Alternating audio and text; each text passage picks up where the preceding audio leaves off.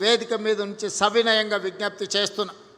ఆనాడు పార్లమెంట్ సభ్యుడిగా ఇక్కడ కాలనీలలో వర్షం వచ్చినప్పుడు మల్రెడ్డి రామరెడ్డి ఇక్కడనే ఉన్నాడు. కొంతమంది మిత్రులు కార్పొరేటర్లు ఇక్కడ లేకపోయినా ఆనాడు వరదల్లో కాలనీలు మునిగినప్పుడు కప్పెర చెరువు నీళ్లు మొత్తం ఇక్కడ కమ్మేసినప్పుడు మీరు సమస్యలు ఉన్నాయంటే అధికారుల మీద ఒత్తిడి తేవడానికి, ప్రభుత్వానికి సమస్యలు విజ్ఞప్తి చేయడానికి ఆనాడు ఈ బస్తీలన్నీ తిరిగినాం.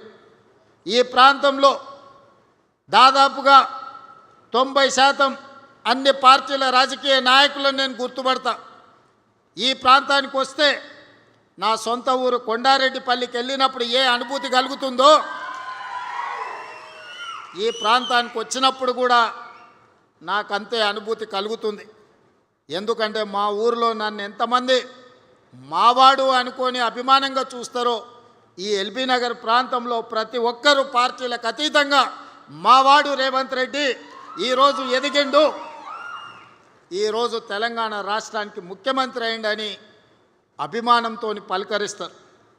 ఏ రాజకీయ నాయకుడికైనా ఈ అభిమానమే కావాల్సింది. ఆ అభిమానమే ఈనాడు ఇక్కడ నన్ను నిలబెట్టింది. అందుకే ముఖ్యమంత్రి అయిన తర్వాత ముఖ్యంగా మల్కాజ్గిరి పార్లమెంటు నియోజకవర్గ పరిధిలో ఒకనాడు రంగారెడ్డి జిల్లాలో అటువైపే అభివృద్ధి కనిపించింది. నగరాలు వచ్చినా, కాలనీలు వచ్చినా, హైటెక్ సిటీలు వచ్చినా, అంతర్జాతీయ స్థాయి యూనివర్సిటీలు వచ్చినా అన్నీ ఆ వైపునే రంగారెడ్డి జిల్లాలో వచ్చినాయి. నగరానికి కూతవేటు దూరంలో ఉన్న మన ఎల్బీ నగర్ కావచ్చు, బిఎన్ రెడ్డి నగర్ కావచ్చు, వనస్థలిపురం కావచ్చు, హయత్ నగర్ కావచ్చు, లేకపోతే గుర్రంగూడ కావచ్చు, బైరామల్గూడ కావచ్చు, సాహెబ్ నగర్ కావచ్చు, ఈ ప్రాంతం హైదరాబాద్కు అతి సమీపమైన ప్రాంతం. మన చంద్రాయన్ గుట్టతో సహా సంతోష్ నగర్ గురించి, సైదాబాద్ గురించి నేను చెప్పాల్సిన అవసరం లేదు. ఏ రోజు ఈ ప్రాంతం అభివృద్ధి అంటే ఎవరికి పట్టలే. దీని ఓల్డ్ సిటీ అనో లేకపోతే చిన్న చిన్న మారుమూల గ్రామాలను వదిలేసిండ్రు. ఏ రోజు కూడా ఇక్కడ నిధులు ఇచ్చాలన్న ఆలోచన చేయలే. మన ఓట్లతో గెలిచేది, కానీ అభివృద్ధి ఇంకొక వైపున జరిగేది. అందుకే నేను ఆలోచన చేసి రంగారెడ్డి జిల్లాలో ఈ వైపున ఏ అవసరమున్నా చెయ్యాలని కొత్తపేట ఫ్రూట్ మార్కెట్ తరలిస్తే కూడా ఆ ఫ్రూట్ మార్కెట్ వెనకాల కూడా కొత్తగా షెడ్లు వేస్తే అవినీతితో కూడుకున్న షెడ్లు ఆనాడు గాలి దుమారానికి ఆ రేకులు పోయి వందలాది మంది కాళ్ళు చేతులు తెగినాయి.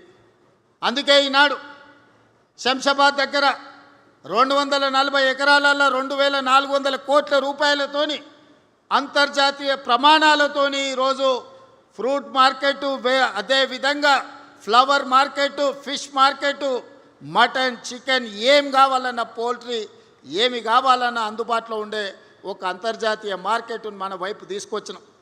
ఇవాళ ఇక్కడ కూడా ఈ స్థలాన్ని కబ్జా పెట్టుకోవాలని కొంతమంది ఇది ప్రైవేట్ భూమిగా దీన్ని చిత్రీకరించి అధికారులను కొందరిని అనుకూలంగా మార్చుకొని కొన్ని కోర్టుల్లో తీర్పులు తెచ్చుకొని ఈ ప్రాంతాన్ని లేఅవుట్లు చేసి ఎకరాలను గజాలుగా మార్చి అమ్ముకోవాలని ప్రయత్నం చేసింది. ఆ కేసు సుప్రీంకోర్టులో ఉంటే ఉద్దండులైన న్యాయవాదులను పెట్టి ఆ కేసులో ప్రభుత్వం గెలవడమే కాదు, ఈ ప్రాంతానికి కాలుష్య రహితమైన ఒక నాణ్యమైన గాలి, నీరు, స్వచ్ఛంగా ఈ ప్రాంత ప్రజలు బ్రతకడానికి అవసరమైన అభివృద్ధిని చెయ్యాలి అని దీని ఒక నేషనల్ ఫారెస్ట్ కింద, పార్క్ కింద ఈరోజు అంకితం ఇచ్చి 100 ఎకరాలుగా పైగా మొత్తం 424 ఎకరాలు జూబ్లీహిల్స్ ప్రజలకి కాసు బ్రహ్మానందరెడ్డి పార్క్ ఉంటే ఎల్బీ నగర్ ప్రాంతంలో, బిఎన్ రెడ్డి నగర్ ప్రాంతంలో 424 ఎకరాల అంతర్జాతీయ ప్రమాణాలతోని ఇక్కడ పార్కు నిర్మించాలి. అవసరమైన నిధులు, అభివృద్ధి ప్రణాళికలు చేయడానికి నేను అధికారులకు ఆదేశాలు ఇచ్చిన.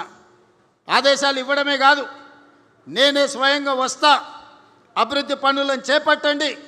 అభివృద్ధి చేసే క్రమంలో ఆనాడు ఈ ఫారెస్టులో నుంచి కాలనీలకు వచ్చే వర్షపు నీరు, మురుగునీరు వెళ్ళడానికి ప్రణాళిక లేకపోతే వాళ్ళకు కూడా ఆదేశాలు ఇచ్చి ఏ కాలనీలో ఎంత పెద్ద వర్షం వచ్చినా ఏ చెరువు కానీ, ఏ కుంట కానీ, ఏ నాల కానీ ఎవరు ఆక్రమించొద్దు, ఏ కాలనీల నీళ్లు నిలవద్దు.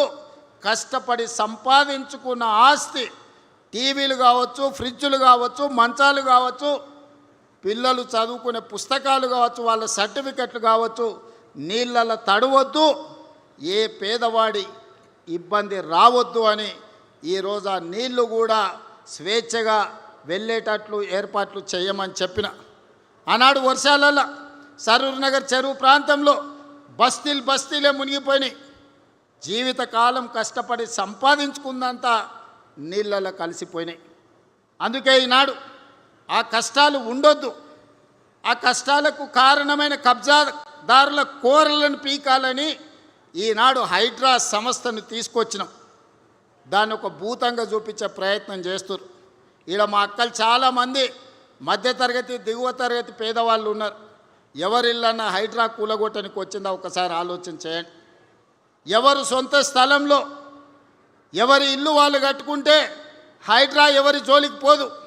ఎవరైతే చెరువులు కబ్జా పెట్టుకుంటారో, ఎవరైతే కుంటలు కబ్జా పెట్టుకుంటారో, ఎవరైతే నాలాలు కబ్జా పెట్టుకుంటారో, ఎవరైతే పార్కులను కబ్జాలు పెట్టుకుంటారో, ఈ కబ్జాలు పెట్టుకున్న వాళ్ళకు మాత్రం ఈపు సున్నం అవుతుందని నేను చెప్తున్నా. వనస్థలిపురం ప్రాంతంలో గుడికి సంబంధించిన స్థలాలు కూడా కొంతమంది కబ్జాలు పెట్టుకోరు. హైడ్రా వచ్చి కూలగొట్టి గుడికి అప్పచెప్పింది. అంతే తప్ప ఏ గజం భూమి కూడా మేమెవరం తీసుకోం. నేను, శ్రీధర్ బాబు, మా సురేఖ అక్కనో మేమెవరం తీసుకెళ్ళం. ప్రజలకు ఉపయోగపడే విధంగా పార్కులకు అభివృద్ధి చేసి, గుడులు అభివృద్ధి చేసి, నీళ్లు నిలవడానికి ఒక అవకాశం ఇస్తే, నీళ్ళు ఎక్కడైతే ఉంటాయో మనం ఆ నీళ్ళ స్థావరాలను కబ్జా పెట్టుకుంటే వెళ్ళడానికి దారి దొరక్క ఆ నీళ్లు మన ఇళ్ళను కబ్జా పెట్టుకుంటున్నాయి. మన బస్తీలకు నీళ్ళు ఎందుకు వస్తున్నాయి? చెరువులు కుంటలు మనం ఆక్రమించుకుంటే వాన వచ్చినప్పుడు ఆ నీళ్లు మన బస్తీలు ఆక్రమించుకుంటున్నాయి. కొద్దిమంది కబ్జా చేసుకుంటే వేలాది కుటుంబాలు ఈరోజు నష్టాన్ని భరించాల్సి వస్తున్నాయి, కష్టాలను ఎదుర్కోవాల్సి వస్తున్నాయి. ఈనాడు మన సమస్యకు, మన బస్తీలు నీళ్ళలో మునగడానికి, మన కాలనీలలో నీళ్లు అట్లనే ఉండడానికి కారణం కొంతమంది కబ్జా రాయిలు కబ్జా పెట్టుకోవడమే. ఆ కబ్జాలు పెట్టేటోళ్ళు ఎవరైనా సరే, ఎంత వారైనా సరే ఈ ప్రభుత్వం వదలదు అని చెప్పి ఈనాడు నేను స్పష్టంగా చెప్పదలుచుకున్నా. అదేవిధంగా ఈనాడు ఢిల్లీ నగరం చూసినాం, ముంబై చూసినాం, బెంగళూరు చూసినాం. ఢిల్లీలో దేశ ప్రధానమంత్రి నరేంద్ర మోడీ ఉంటాడు, భారతదేశ రాష్ట్రపతి అక్కడనే ఉంటారు, సుప్రీంకోర్టు చీఫ్ జస్టిస్ అక్కడనే ఉంటాడు. పెద్ద పెద్ద యూనివర్సిటీలు కోట్లాది రూపాయలు సంపాదించిన పెట్టుబడిదారులు ఢిల్లీలోనే ఉంటారు. కానీ ఆ ఢిల్లీ నగరం కాలుష్యం, గాలి విషం, నీరు విషం, అక్కడ నివసించలేని పరిస్థితి, ఇంట్లోకి వెళ్ళి బయటకు వెళ్ళలేని పరిస్థితి, పాఠశాలలు బందు, పార్లమెంటు బందు, రోడ్లు బందు, పరిశ్రమలు బందు, హోటళ్ళు బందు. ఎందుకు వచ్చింది ఈ పరిస్థితి ఢిల్లీకి? అక్కడ పాలకులు పట్టించుకోకపోవడం, పాలకులు కాలుష్యాన్ని నియంత్రించకపోవడం వల్ల ఇవాళ ఢిల్లీ నగరానికి ఆ పరిస్థితి దాపురించింది. ప్రధానమంత్రి గారు కూడా ఏమి చేయలేని పరిస్థితి. ముంబైలో వర్షం వస్తే 24 గంటలు ఇంట్లోకి వెళ్ళలేని పరిస్థితి. బెంగళూరులో ఇంట్లో నుంచి బయటకు వస్తే ఎయిర్పోర్ట్ పోవాలంటే ఎప్పుడు పోతాడో, విమానం ఉంటుందా ఎగిరిపోతుందా తెలియని పరిస్థితి. అందుకే ఈనాడు మన నగరానికి ఆ పరిస్థితి రావద్దు. ఈనాడు మన నగరాన్ని గొప్ప నగరంగా, విశ్వ నగరంగా తీర్చిదిద్దుకోవాలి, అంతర్జాతీయ ప్రమాణాలతో అభివృద్ధి చేసుకోవాలని ఒక గొప్ప లక్ష్యంతో ఈనాడు మూసీ నది పునరుజ్జీవన కార్యక్రమాన్ని పెట్టుకున్నాం. మూసీని ప్రక్షాళన చేస్తామంటే ఈనాడు మనకు అడ్డం పడుతున్నారు. ఆయల్ల చాదర్ఘట్ ఆ ప్రాంతంలో మూసీ నది ఒడ్డునున్న వాళ్లకు ఆనాడు అక్కడ ఉన్న ఇండ్లన్నీ టీకేఆర్ కాలేజీ దగ్గరికి తరలించిండ్రు. ఏదన్నది నందనవనం. ఆయల్ల నందనవనానికి వెళ్ళమంటే వాళ్ళందరూ చాలా దుఃఖానికి లోనైన. ఇవాళ నందనవనం ఓట్లు లేకుండా ఎవరు ఎమ్మెల్యే కాని పరిస్థితి వచ్చింది. ఎవరు ఇక్కడ ఎమ్మెల్యే కావాలన్నా మొట్టమొదట నందనవనంకి పోయి అక్కడ ఉన్న వాళ్ళకి దండం పెట్టుర్రా నాయన అని చెప్పుకునే పరిస్థితి. ఎంపీగా నిలబడ్డప్పుడు నేను కూడా నందనవనానికి పోయి మా అక్కలందరినీ ఆడ కలిసి వచ్చిన. ఇవాళ నందనవనానికి ఒక ప్రత్యేకత వచ్చింది. తీగల కృష్ణారెడ్డి కాలేజీ ప్రాంతంలో ఈరోజు ఫ్లైఓవర్లు వేసుకున్నాం. ఈరోజు ఔటర్ రింగ్ రోడ్ వచ్చింది, రోడ్ల వెడల్పు కార్యక్రమం అయింది. ఇవన్నీ కూడా ఆనాడు ముందు చూపుతో చేయకపోయిన ఉంటే, హైటెక్ సిటీ కట్టకపోయిన ఉంటే, ఔటర్ రింగ్ రోడ్ అంతర్జాతీయ ఎయిర్పోర్ట్ నిర్మించకపోయిన ఉంటే, ఐటీ ఫార్మా కంపెనీలు తేకపోయిన ఉంటే ఇవాళ అంతర్జాతీయ స్థాయిలో మనకి గుర్తింపు వస్తుండేనా? ఆయల్లో కూడా కుట్రలు చేసిన వాళ్ళు ఉండ్రు, కడుపులో విషం పెట్టుకున్న వాళ్ళు ఉండ్రు, కాళ్ళల్లో కట్టెలు పెట్టిన వాళ్ళు కూడా ఉండ్రు ఆయల్ల. కానీ ఆయల్ల పాప దేవేందర్ గౌడ్ గారు నిరంతరం కృషి చేసి ఆ రోజు భూసేకరణకు సద్దాన్నం కట్టుకొని పోయి కూర్చొని 5,000 6,000 ఎకరాల భూమి ఎయిర్పోర్ట్ కోసం సేకరించే దాంట్లో దేవేందర్ గౌడ్ గారు తీవ్రమైన కృషి చేశారు. ఇవాళ ప్రపంచ చిత్రపటంలో శంషాబాద్ ఎయిర్పోర్ట్ వచ్చిందంటే దేవేందర్ గౌడ్ లాంటి వాళ్ళ కృషి ఎంతో ఉంది. హైటెక్ సిటీ ఆ రోజు కట్టింది కాబట్టి ఐటీ కంపెనీలు వచ్చినాయి. మరి నేను మా సోదరులను అడుగుతున్నా, మా ఎల్బీ నగర్ సోదరులు నాకు కుటుంబ సభ్యులతో సమానం. ఆ ఎల్ల సిరీస్ ఫ్యాక్టరీ ఉంటే ఈ ప్రాంతంలో అన్నం వండుకుంటే ఎట్లుండేదో మా అక్కలు చెప్పాలి. పాత తరం వాళ్ళు ఉంటే వాళ్ళకి తెలుసు. ఈ ప్రాంతంలో బోరింగ్ నీళ్లు పెట్టి అన్నం వండుకుంటే పచ్చగా వచ్చేది. సిరీస్ కంపెనీ దెబ్బకు ఈడ ఇండ్లు ఎక్కడెక్కడికి పోయి భూముల విలువ లేకుండే. సిరీస్ కంపెనీ బంద్ అయినాకనే మనకి ఈరోజు బోరింగ్ నీళ్లు కనీసం అంట్లు తోముకోవడానికి ఉపయోగించుకుంటున్నాం. ఒకప్పుడు మూసి 6 అయిందంటే దిల్చుకున్నారు బస్ స్టాండ్ కాడ నోరు తెరిచే పరిస్థితి లేదు. నోరు తెరిస్తే నోటి నిండా దోమలు పోయేది. చికెనో మటనో తిన్నట్టు ఉండేది దోమలు తింటే. పాత తరం ఉన్నోళ్ళకి చాలా మందికి తెలుసు, ఇప్పుడు కొత్త పిల్లలకు తెలియకపోవచ్చు. ఇవాళ వీళ్ళందరూ ఇదంతా బాగానే ఉంది అనుకుంటారు. మూసి దెబ్బకు ఈ ప్రాంతంలో ఇల్లు కూడా కిరాయికి తీసుకునేటోళ్ళు వచ్చేటోళ్ళు కాదు. ఎందుకంటే నేను దిల్చుకున్నారులోనే ఉండిపోయినా, నాకు తెలుసు మూసి పక్కలే ఉంటే ఎంత కష్టం ఉంటుందో. ఆ దోమల దెబ్బకు చీకటి పడుతుందంటే రాత్రంతా మేల్కతో ఉండేటోళ్ళు దోమలు కొట్టుకుంటే నిద్రపోయేటోళ్ళు కాదు. సంటి పిల్లలు ఉంటే ఇక వాళ్ళ బాధ చెప్పనాతీతం. అందుకే ఇవాళ మూసి ప్రక్షాళన చేయాలని, రోడ్లను విస్తరించుకోవాలని, చెరువుల నాలాలను కుంటల్ని కబ్జాలను తొలగించాలని, ఒక మంచి వాతావరణం కాలుష్యరహితమైన నగరాన్ని ఈరోజు మన ప్రజలకు ఇవ్వాలని ప్రభుత్వం ప్రయత్నం చేస్తుంది. ఇవాళ మనకు నగరం విస్తరిస్తుంది, అవసరాలు పెరిగిపోయినాయి. అందుకే ఈ ప్రాంతంలో 30,000 ఎకరాలలో భారత్ ఫ్యూచర్ సిటీ కట్టుకుందామంటే మీకు భారత్ ఫ్యూచర్ సిటీ వద్దు, మీకు మొత్తం కాలుష్యం ఉండే కెమికల్ ఫ్యాక్టరీలు కట్టుండి సిరీస్ లాంటి ఫ్యాక్టరీలేనంట ఒక 1000 ఫ్యాక్టరీలు తెచ్చాడు కడతాడంట. ఒక ఆయన తాటి సెట్ చెప్తున్నాడు. అక్కడ ఫార్మా కంపెనీలే ఉండాలి, మేము వచ్చినాక ఫ్యూచర్ సిటీ రద్దు చేస్తున్నామని. మీ ఫ్యూచర్ని ఎప్పుడో ప్రజలు రద్దు చేసిర్రా నాయన. ఒక ఆయన ఫామ్ హౌస్ పోయిన ఇంకొక ఆయన సెట్లంబడి తిరుగుతున్నాడు. ఫ్యూచర్ లేనివాడల్లా ఫ్యూచర్ సిటీ రద్దు చేస్తా అంటున్నాడు. నువ్వు మళ్ళీ వచ్చేసారి సిద్దిపేట గెలితే కదా ఇవన్నీ మాటలు ముచ్చట్లు. నేను ఈ ప్రాంతాన్ని, నా ఊరు ఇక్కడి నుంచే పోయేది. ఈ బాధలు నాకు తెలుసు. నేను ఇక్కడనే చదువుకున్నప్పుడు ఇక్కడనే ఉన్నా. నేను ఇక్కడ ఎవరు ఉంటారు, ఎవరికి ఏం కావాలి. నేను జూబ్లీ హిల్స్లో ఉండొచ్చు, కానీ ఇక్కడ ఎల్బీ నగర్లో ఉన్న మా వాళ్ళందరికీ కాలుష్యం ఇస్తే, ఇక్కడ మొత్తం జీవించలేని పరిస్థితి కల్పిస్తే ఊర్లలో భూములు అమ్ముకొని 100 గజాలు 200 గజాలు 300 గజాలలో ఇండ్లు కట్టుకున్నారు. వాళ్ళందరూ ఏం కావాలి? దీన్ని మళ్ళీ కాలుష్యం చేసుకుందామా? ఫార్మా కంపెనీలు మళ్ళీ సిరీస్ లాంటి ఫార్మా కంపెనీలు ఇక్కడ తెచ్చుకుందామా? ఒక్క సిరీస్ కంపెనీ ఉంటేనే మన బతుకులు ఆగమైనాయి. ఆ ఎల్లా దాన్ని వదిలించుకోవడానికే దేవుడు దిగి వచ్చినంత పని అయింది. ఇవాళ అట్లాంటి పరిశ్రమల్ని 100ల కొద్ది తెచ్చి ఇవాళ భారత్ ఫ్యూచర్ సిటీలో మేము పెడతామని దిక్కుమాలినోడు చెప్తుండు. ఎందుకంటే ఆడెక్కడో అక్కడ ఉంటాడు, అక్కడ ఉన్నాయన్ని తెచ్చి ఇక్కడ పెట్టిస్తాడంట. ఈ ట్యాంకర్లు వస్తే పొరక తీసుకొని కొట్టుర్రు అక్క, సలాకి కాల్చి వాత పెట్టుర్రి. ఓ పూట తిన్నా తినకపోయినా గాలి నీరు కలుషితమైతే మన జీవితాలు ఆగమైపోతాయి. దావకాన్లకు లక్షలు కోట్లు కూడా సరిపోవు. దావకానకు అట్లా పోయి ఇట్లా వస్తే 2 లక్షలు బిల్లు అవుతుంది. ఏమమ్మి కట్టాలి, ఎక్కడ తెచ్చి కట్టాలి? అందుకే నేను ఆలోచన చేసి 30,000 ఎకరాల భారత్ ఫ్యూచర్ సిటీలో 15,000 ఎకరాలను పార్కు కింద డెవలప్ చేయడానికి, ఫారెస్ట్ ల్యాండ్ కింద డెవలప్ చేయడానికి 60% పచ్చదనం, వనమే మనం మనమే వనమని ఇవాళ ఒక గొప్ప నగరాన్ని నేను తయారు చేయడానికి ప్రయత్నం చేస్తుంటే ఎన్జిటీలో పోయి కేసులు వేస్తారు, హైకోర్టులో పోయి కేసులు వేస్తారు, సుప్రీంకోర్టులో పోయి కేసులు వేస్తారు. ఎక్కడికక్కడ సమావేశాలు పెట్టి ఊకదంపుడు ఉపన్యాసాలు ఇస్తుండు. ఒకనాడు మూసీ రివర్ డెవలప్మెంట్ కార్పొరేషన్ చైర్మన్గా ఉన్నాయనే అమ్ముడు అయిన ఆయన కూడా మూసీ కట్టొద్దు అంటుండు. మరి నువ్వు అమ్ముడు అయినాడు ఆ మూసీ డెవలప్మెంట్ కార్పొరేషన్ చైర్మన్ పదవి ఎందుకు తీసుకున్నావా? ఎవరిని ముంచడానికి తీసుకున్నావు?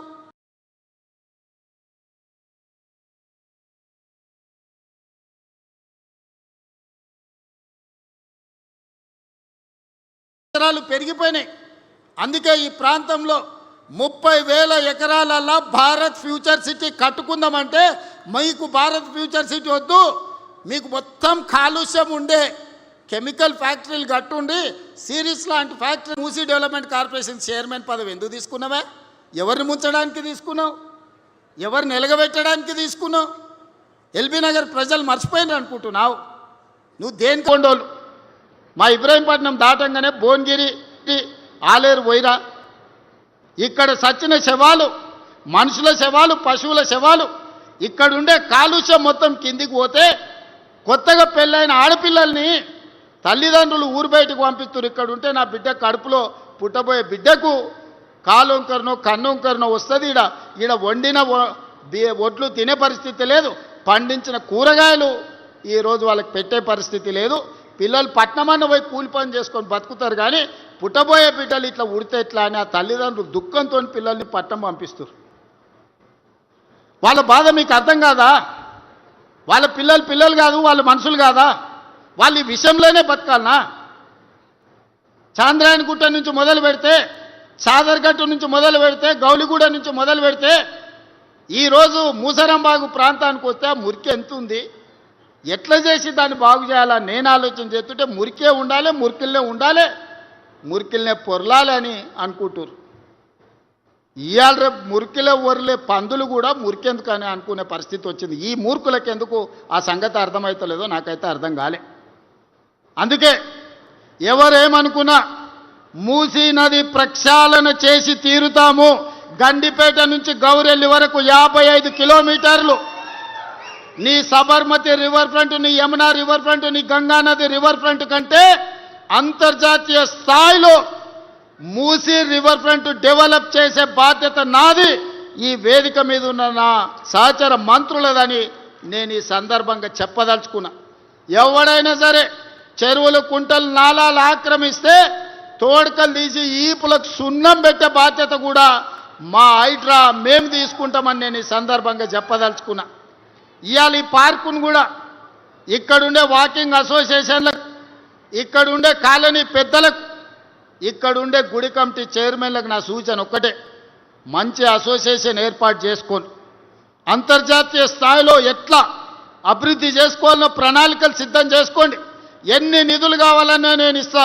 జూబ్లీహిల్స్ గొప్పగా కేబీఆర్ పార్క్ పక్కన ఉంటున్నాను ఎట్లా చెప్పుకుంటుండో, ఇవాళ ఈ బిఎన్ రెడ్డి ఎల్బీ నగర్ ప్రాంతంలో ఉన్నోళ్ళు కూడా మాకు కూడా 424 ఎకరాలల్లా అద్భుతమైన పార్క్ ఉంది, మా సోదరుడు రేవంత్ మాకు చేసి ఇచ్చిండని మీరు చెప్పుకునేటట్టు అభివృద్ధి చేసే బాధ్యత నాది. ఎవరు ఏడ్చినా, ఎవరు అడ్డంబడి దొల్లినా, ఎక్కువ తక్కువ ఎండ్రిందాగి సచ్చినా భారత్ ఫ్యూచర్ సిటీ కడతా, అంతర్జాతీయ కంపెనీలను తెస్తా, ప్రపంచ దేశాల పెట్టుబడులు ఇక్కడికి తేవడమే కాదు, ప్రపంచంలో ఉండే పర్యాటకులు భారత్ ఫ్యూచర్ సిటీని చూసి నేర్చుకోవాలి. ఈనాడు మనం సింగపూర్, టోక్యో, హాంకాంగ్ చూసి, న్యూయార్క్ను చూసి గొప్ప నగరం అని ఎట్లా అనుకుంటున్నామో, భవిష్యత్ తరాలు భారత్ ఫ్యూచర్ సిటీని కూడా చూసి అంత గొప్పగా చర్చించుకునేటట్టు ఆ నగరాన్ని తీర్చిదిద్దే బాధ్యత మీ సోదరుడిగా నేను తీసుకుంటా. ఈ ప్రాంత రుణం తీర్చుకునే అవకాశం వచ్చింది. ఇక్కడ ఏమేమి కావాలనో ప్రణాళికలు సిద్ధం చేసుకోండి. అనుమతులు ఇచ్చుడే కాదు, నిధులు ఇచ్చే బాధ్యత నాది. ఆనాడు ఎంపీగా ఆశించిన అభివృద్ధి నేను చేయలేకపోయినా, ఈనాడు తెలంగాణ రాష్ట్ర ముఖ్యమంత్రిగా ఉన్నా. అందుకే ఏది కావాలన్నా చేసే మీ సోదరుడు ఈరోజు అతిపెద్ద కుర్చీలో ఉన్నాడు. పనులు చేయించుకోవాల్సిందిగా కోరుకుంటూ మా మిత్రులందరూ కష్టపడ్డోళ్ళు ఇక్కడ ఉన్నారు.